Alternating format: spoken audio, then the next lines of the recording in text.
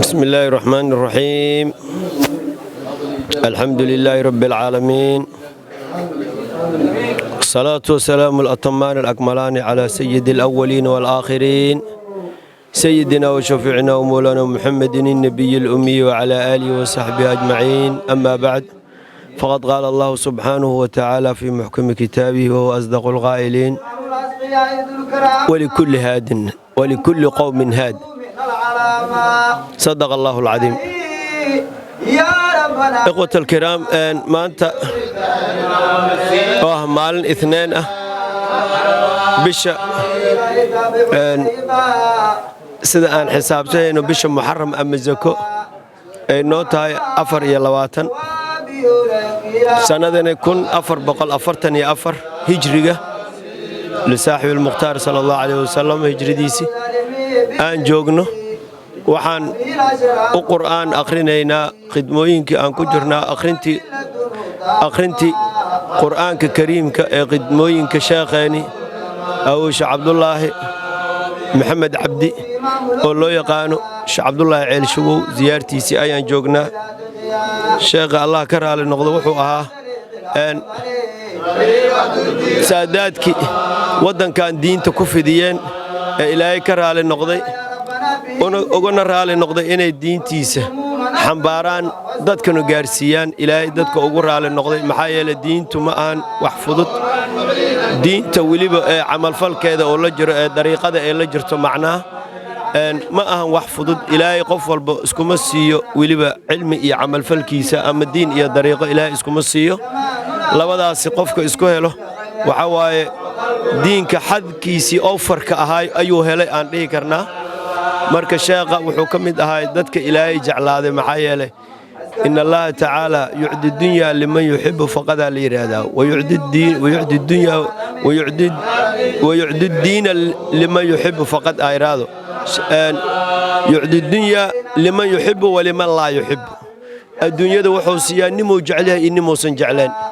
ويعدي الدين لمن يحب فقد دين كان وحوسيا إلهي نمو جعلها أو كليه. marka sheekha inuu duulka Ilaahay doortay saadaadka Ilaahay doortay oo kamid ahaa waxaa noo cadeysay in diinta Ilaahayna ku xambaaray haddana weliba xambaarid kaliya kuma ekaan haddana inuu nashriyo ummadda sii gaarsiiyo. yaa Ilaahay maxaa tiraahdaa kula adeegtay oo kula camal fashay falilaahi alxamdu wa shukr. darajo intaas ayaa horta ka kaafiso ha laga hadlo taariikhdiisa haddii la yiraahdo maxaa yeelay bacda nubuwa kutubada qaar waxay qorayaan ama imaam shaafici xikmooyinkiisa xataa waa ka mid tahay wax cilmi ka fiican oo la sii lahaa dadka zamanka soo ka dambeeyay ambiyada Ilaahay ma jiro. Ilaahay qofkoo cilmi siiye ee camal falna ugu diro taqwadiisa u raacsiye waxa waaye wax kale oo ka weyn oo la sii lahaa ma jirto. sheekh Allah ka raali noqdo asagoo da'diisu aad u yartahay dhowr iyo 10 sano sida loo sheegay jira ayuu sheekhiisii aw shacal muumin u soo xireystay soo gaaray asagoo xaafidul qur'aan cilmiga qur'aanka soo bartay yuu sheekhiisa u yimid. waxaana loo sheegay inuu meesha annagana aan bacdiba ka soo gaarnay cilmiga meesha uu ku bartay sheekha diinta khusuusan ka bilaabay matuunta fiqiga iyo maxaa tiraahdaa axaadiistii tafsiirka iyo wixii kaloo raaci lahaa ama cilmi aalaha ahay sida naxwada iyo sarfiga wama ilaa daalika. sheekha markii oo in muddaa oo meesha uu joogay kuma ekaan inuu wax barto kaliya ee wuxuu isla waday barashada diinka Allah subhanahu wa ta'ala iyo khidmadiisa ayuu isla waday. khidmatul du'afaa wal masaakiin, khidmatul sheekh, khidmatul mashaayikh aan weliba dhihi karnaa maxaa yeelay sheekhiisa aw shacal muumin iyo sheekhiisa galabkooshu muxuu celi yuu dhammaan u khidmeeyay uu wada soo khidmeeyay. sheekha haddii hal taariikh oo muhiim ah aan ka xuso in badan sheekha waxa magaciisa waxa la yiraahdaa Sheekh Cabdullaahi maxamed cabdi laakiin in badan dadku uma yaqaaniin waxaa loo yaqaanaa Sheekh Cabdullaahi Ceel Shubow ayaa loo yaqaanaa. magacaas waxaan dhihi karaa laftigiisu darajo iyo sharaf uu ka kaafiyaa. Ceel Shubowdu kuma bixin ceel asaga uu leeyahay iyo ceel ilmo uu ku korsahayo uma aysan bixin. sheekha Ceel Shubow wuxuu ugu baxday wuxuu qaadim u ahaa sheekhiisa aw shacal muumin iyo abkooshu muxudiin sida aan xusnaba. marka ceelkaasi si gaar ah wuxuu ku yiilay sidana loo sheegay mawlac abkooshu muxudiin celi ayuu weysada iyo maxaa tiraahdaa iyo xirta iyo dhammaan jamaacada waxa ay isticmaalayaan ama salaada ku dukadaan ama ha cabaane yuu sheekha u qaabilsanaa jiray si gaar ah marka saa darteed waxaana loo sheegay annagu soo ma gaarin in magaca meeshaasi uu ka raacay sheekh cabdullaahi yaalkaa badnaay sheekh cabdullaahi ceelshuwow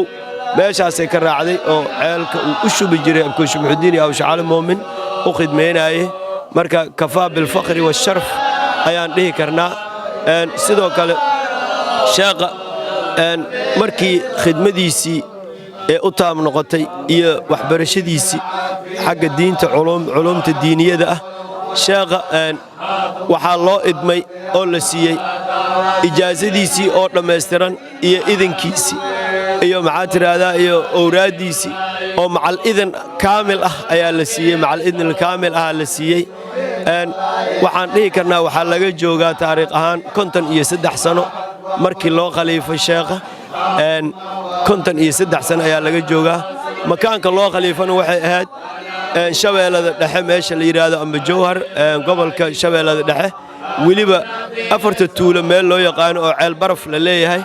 ayaa sheekha ceel baraf meeshaas ayaa loo idmay mawlacna ugu yeelay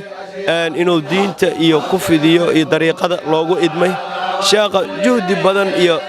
maqaasaad oo wuxuu la soo maray oo 1 iyo 2 aanan ahayn waa dareemi kartaa qof diin inuu fidiyo loo idmay waxa waaye waaba shu'uunteeda ama dabeecaddeeda ay ka mid tahay qofka haddii diin uu fidinaayo waraata waaye dhaxal waaye sallallahu alayhi wasallam laga dhaxlay in marka hore la imtixaano qofka la dhibo oo maxaa tiraahdaa culaysyo badan la marsiiyo haddii la ogaado inuu sabraayo kadibna markaas ilaahay waa abaalmarinaya marka waa la abaalmariyey jamaaco badan iyo khayr badan ayuu ugu dambeyn meeshii kala yimid wax dhibaataa badanna uu ka soo maray ugu dambeyn sheekha allah ka raali noqde intaa ka bacdi cumrigiisa markii uu gaaray 56 sano ayaa ilaahay wuxuu ku oobsaday magaaladan xamar muqdisho ayaa ilaahay ku oobsaday xilli hijradu ay joogto 1417 bishan muharramna 27 ay ahayd marka xilligan oo kale bisha muharram markii la gaaro 27keeda waxaan ku ziyaaranaa sheekha dikri sanawigiisa xuskiisa ayaan sameynaa quraamo badanna waa loo aqriyaa iyadoo mar waliba ay adkaartu iyo khayraadku iska socdaan haddana si gaar ah jamaacaadka xilligan oo kale ayaa la soo kulmiyaa marka waxaan leenahay sheekha iyo mashaayikhdiisa iyo waalidiintiisaba dhammaan ilaahay oo naxariisto ralle iyo raxmi raaxa allah siiyo annagana nuurkoodii nafaxaadkoodii allah nagu arsuqo insha allah wadadoodii toosneed wanaagsaneed allah na qaadsiyo aquulu qawli hada wa astaghfirullaah alcadiim lakum wa salaamu calaykum wa rahmatullahi